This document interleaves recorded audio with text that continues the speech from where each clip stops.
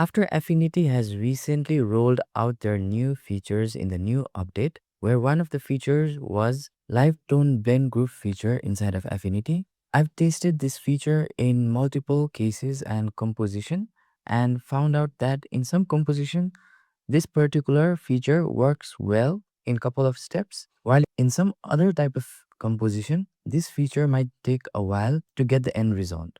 So in this video, we'll be looking at what works and what will not work with this feature inside of Affinity.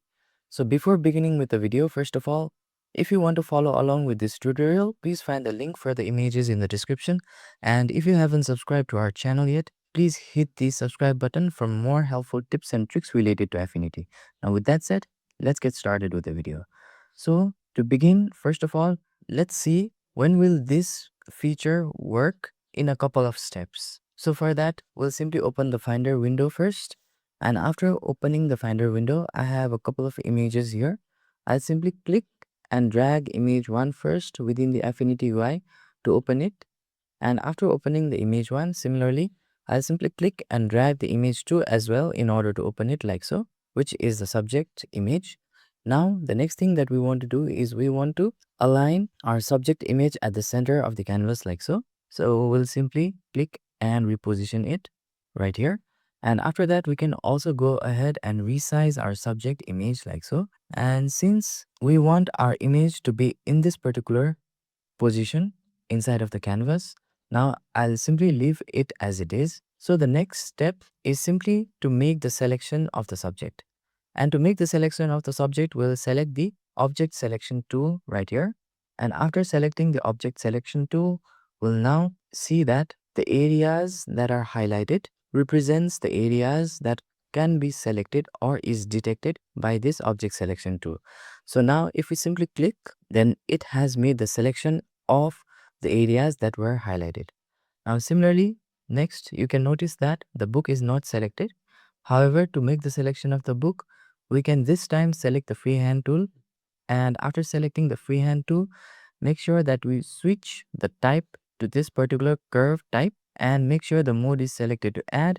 And after selecting those settings, now by zooming in, we can simply click and draw around our book like so to make the selection of the book like so. So we can simply click and drag to make a certain shape like so with this freehand tool. And you can see that there are a couple of areas that has not been covered here. So I'll simply click and redraw those areas as well.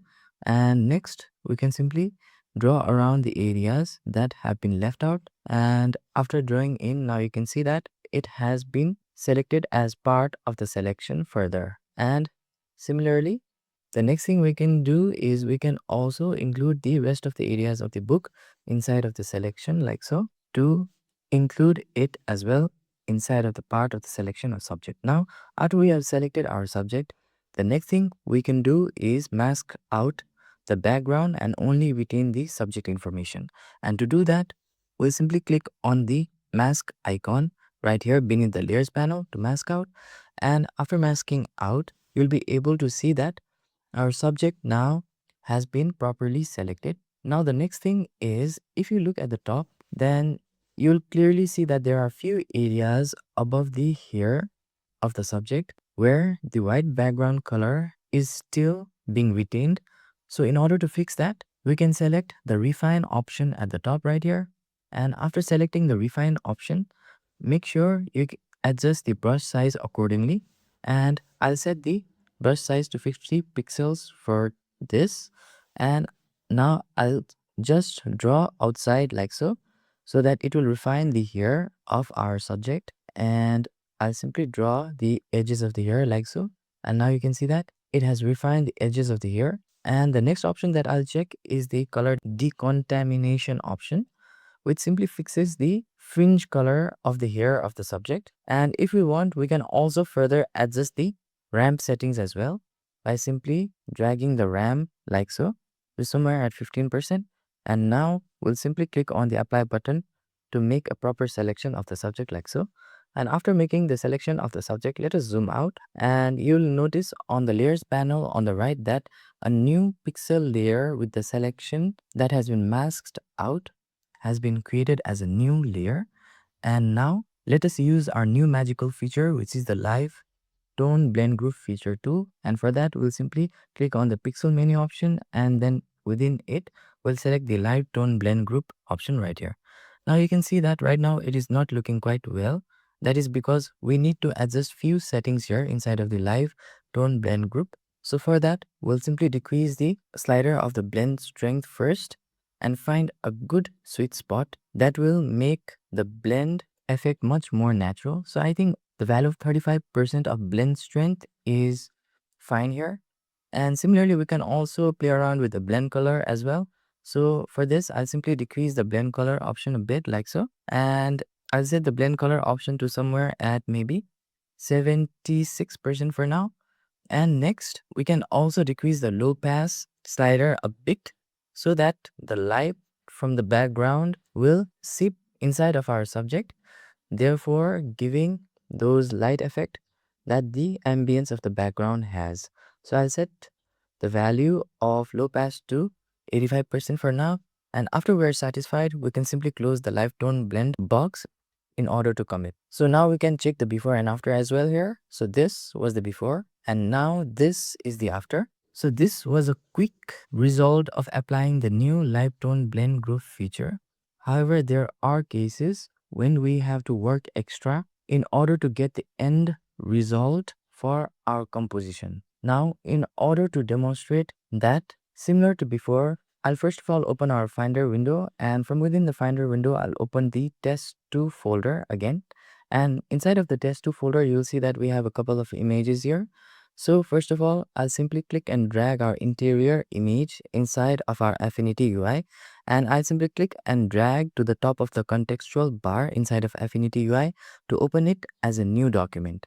Now you can see that as soon as we drag it on top of the contextual bar, it has opened the interior image as a new document.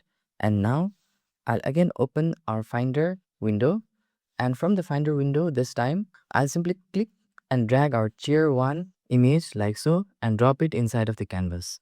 So after clicking and dropping it, the tier 1 image has been opened successfully. Now we'll simply resize it first and then reposition it like so by adjusting the size, by making it proportion to that of the size of the interior room.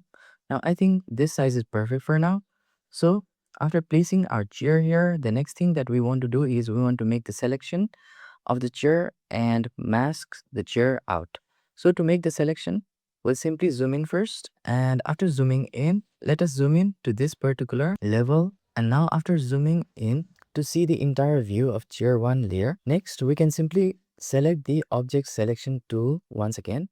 And after selecting the object selection tool, this time we'll simply detect the white background altogether like so. And now you can see that it has detected the white background, and after it has made the selection, this time we can simply click on the layer mask icon once again from the bottom of the layers panel to mask it out.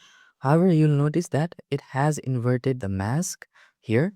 So in order to invert the mask to its actual portion so that our chair would be visible, we'll simply click on the layer mask right here inside of the chair 1 first of all, and then we'll first of all deselect our selection by using the shortcut key of Command plus D, and we'll use the shortcut key of Command plus I by actively selecting the layer mask of chair 1. This is how our chair 1 layer is currently looking.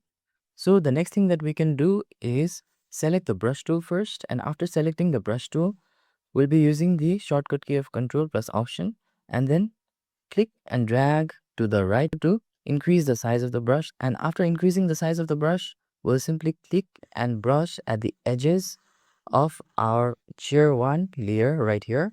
And you can now see that the edges, which is the white fringes from the background of tier 1 image, are now starting to mask out. Now similarly, what we can also do is refine the edges of the chair that you see here. So in order to refine it, first of all, I'll simply decrease the size of the brush by using the less bracket key. And after decreasing the size of the brush, we'll simply zoom in first. And after zooming in, this time, we'll simply brush over the areas where there are still the white parts left right here. So I'll simply hold down the shift key first and then click and drag like so. And this will simply brush over those areas in order to mask them out. And we can simply brush over these areas like so. So I'll fast forward this process and skip directly to the end of our masking of the chair layer that you see here. Now after masking out the chair, let us select the move tool by using the shortcut key of V. Now after selecting the move tool, the next thing that we can do is by selecting the chair 1 layer right here, we'll again navigate to the top and select the pixel option, and from within the pixel option, we'll again select live tone blend group feature right here. So after selecting the live tone blend group feature, you can see that a new live tone blend option has appeared at the top right corner with different settings similar to before. And now we'll simply decrease the blend strength first. So we'll set the blend strength to somewhere at 85%. And likewise, we'll simply adjust the blend color as well. So we'll set the blend color to 82% and we'll simply adjust the tiny bit of low pass somewhere at 98% or 99% right here. And now after adjusting those settings, let us close the live tone blend option to commit. Now you can see that this is how our chair looks. However, if you notice carefully, then it feels like the chair is not blending well with that of the background image right here.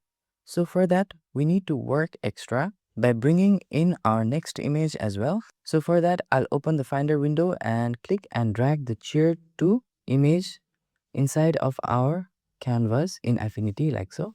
And now after bringing in our Chair 2 layer, let us again resize our chair first of all and reposition it so that it will match in terms of the size with that of our Chair 1 layer. So now in order to match it perfectly, we'll simply first of all change our blend mode to somewhere at difference right here. And now let us zoom in first. And after zooming in, let us click and drag it like so in order to match it exactly to the position and size of our chair 1 layer. And now after it has been matched, let us turn our blend mode back to normal state. And now after turning our blend mode back to normal, the next thing that we'll do is we'll simply click and drag our chair 2 first of all beneath our chair 1 layer. So just for the organization purpose, let us double click on the chair 1 layer which has been applied with the live tone blend group feature and rename it as chair 1. And after renaming it, if I toggle the visibility of the chair 2 layer off, you'll notice that when we have applied the live tone blend group feature, although it blends different objects with that of the overall composition, it does not create shadows and highlights by default. So for the shadows and highlights, either we have to manually create a new shadows by using the brush tool or bring in the shadows through the image that has the shadows within it, similar to the image that we have brought right here, which is the chair 2 image. So now I'll simply click on the chair 2 layer and first of all click and drag it to the top like so, and then toggle the visibility of the chair 2 layer to on.